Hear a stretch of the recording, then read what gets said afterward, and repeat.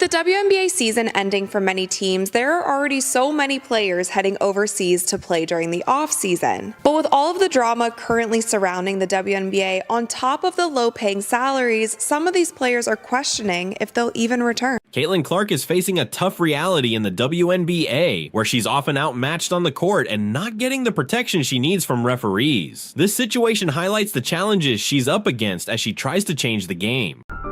Hardest part about being Caitlin Clark, I would say, having to feel like you're always like on. We came from Wisconsin. That is fun. Ready? Oh my gosh. I want to focus on the ladies of the WNBA for a second, and a long overdue milestone for that league. The WNBA announced yesterday they plan to commit $50 million over the next 2 seasons so players can fly uncharted planes. The league faced backlash on social media when Indiana Fever star Caitlin Clark and the team was seen walking through a Dallas airport headed to a commercial flight. The move addresses years of safety concerns for the league and their players. Can you believe the news? Caitlin Clark, the incredible star who has been making waves in the WNBA.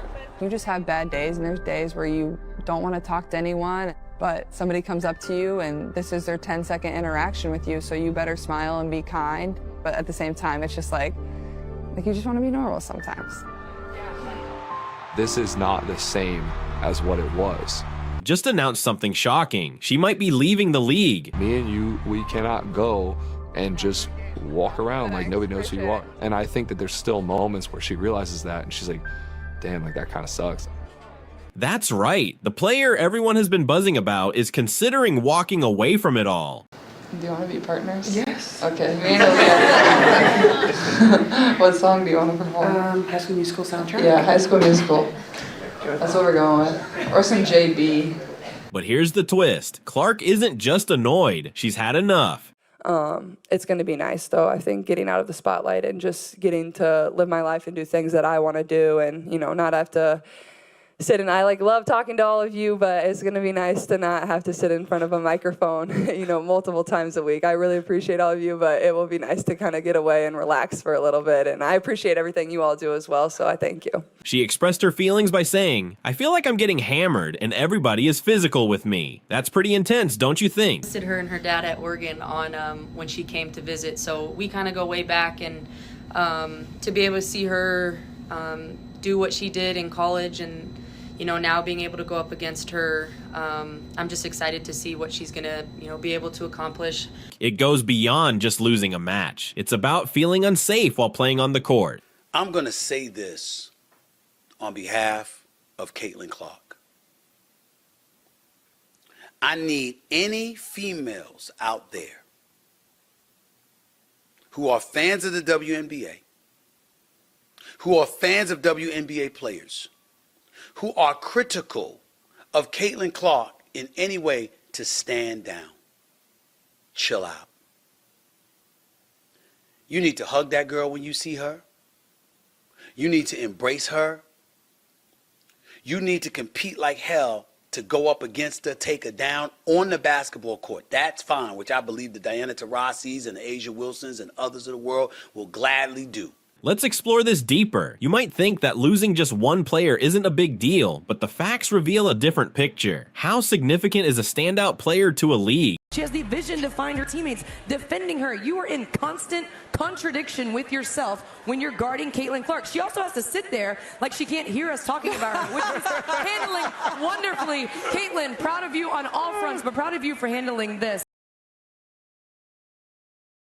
In a recent WNBA playoff game, Caitlin Clark experienced an eye poke from Dejounte Carrington, which sparked a lot of discussion. This reminds me of an event that changed my life. In 2016, I was driving to a reunion with friends when a distracted driver ran a red light and crashed into me. My car was total, and I ended up needing multiple knee surgeries. Insurance companies often try to pay you less than what you deserve after an accident, which is why I'm excited to introduce our sponsor, Morgan & Morgan. They're the largest largest personal injury law firm in the country and can fight for the best possible result for your case if you become their client. Whether it's a minor accident or something more serious, they make sure the insurance company doesn't shortchange you. The best part? You don't pay them up front. If they don't win, you don't pay. If you ever find yourself in an accident, remember your options. You can start your claim now by clicking the link in description below. Thanks to Morgan & Morgan for sponsoring this video. In Caitlin Clark's situation, the impact is far greater than you might expect. We're talking about a player who has dramatically increased WNBA viewership.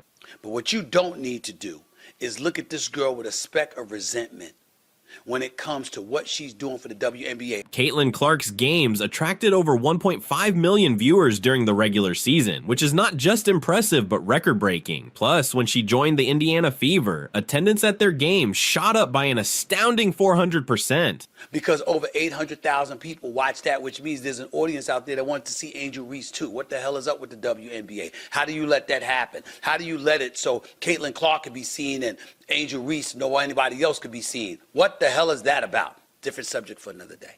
This isn't just about more people watching. It shows how much her presence has transformed the league. Now she's a pro. So she just got deals. Plus she's getting a salary. She is box office, y'all.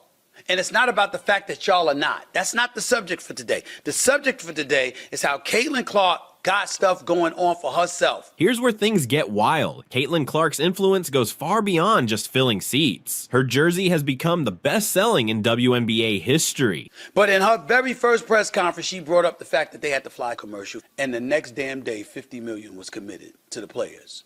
Who do you think has something to do with that? It's Caitlin Clark. She could have been selfish. She was selfless. She could have been all about herself. She was about everybody. Think about that for a moment. A rookie outpacing legends like Sue Bird and Diana Taurasi in sales. The WNBA was preceded by the NCAA. Remember that girl that took a video years ago where the men had this big-ass weight room, or was it USA? I don't know if it was NCAA or USA basketball, but the men had this big weight room area facility designated for them, and the women just had one little room with one piece of dumbbells. What the hell was that? And it was videotaped. It was egregious. It was embarrassing. This isn't just a minor increase. It represents a massive shift in how merchandise is sold in the WNBA. Now, let's discuss the financial side of things. Caitlin Clark's presence on the court wasn't just about thrilling plays and enthusiastic fans. It brought in real money. Being that #1 pick, having the target on your back, and also navigating not being healthy and trying to come back. And so it's just tough. I mean, you always are going to have to fight adversity, and I think that's part of everyone's journey, is being able to kind of weather that storm and figure out what makes you you. And she's so young, she's going to be able to learn. And her influence on ticket sales alone raked in over $5 million during the regular season, marking an incredible growth of over 98%. Times like this are kind of when you figure out what you're really made of and how you can continue to improve as a teammate, as a basketball player, as a person. And so I'm not the least bit worried about what she's going to be able to accomplish in the league. I just know she's going to continue to work really hard and stick with it, and good things will happen to good people. That's significant cash for any sports league, especially the WNBA. It's not just about the money, though. Caitlin Clark was a marketing powerhouse for the WNBA. I know Caitlin, of course. We go way back, Midwestern. We had a lot of battles in AAU and stuff like that. We played together on Team USA. Her games attracted more viewers than those featuring big names like Breanna Stewart and Aja Wilson. I think she's just a competitor. She wants to win. She has just intangibles of the game. She knows how to play, great IQ. She wasn't merely a player. She became a cultural icon, drawing in new fans to women's basketball. So, what happens if she leaves? It's not just about losing a skilled athlete. The WNBA could face a serious financial downturn. Those packed arenas might start to feel empty, and those impressive TV ratings could drop significantly. Caitlin Clark was motivating an entire new generation of young athletes. She was shifting how people view women's basketball, turning it into must-watch entertainment. If she were to leave, the WNBA would lose more than just scoring talent. It would lose a guiding light and a role model for the future of the sport. Let's get into the financial side of things. You might assume that Caitlin Clark, the rookie sensation, is making a fortune, but the reality is her salary is only $76,000 a year. The entire Fever payroll is $1.2 $2 million. Less. That is less than the minimum salary for a single NBA player with a year's experience. Let me just put it into context a little bit because it does seem terribly unfair, right? The salary amount. Caitlin Clark, the breakout college basketball star and top draft pick, had a deal with the Indiana Fever for a whopping $76,000. Why Caitlin Clark's WNBA salary is sparking major debate. With the first pick in the 2024 WNBA draft, the Indiana Fever select Caitlin Clark, University of Iowa. Excitement hitting a fever pitch as basketball superstar Caitlin Clark officially launches her WNBA career.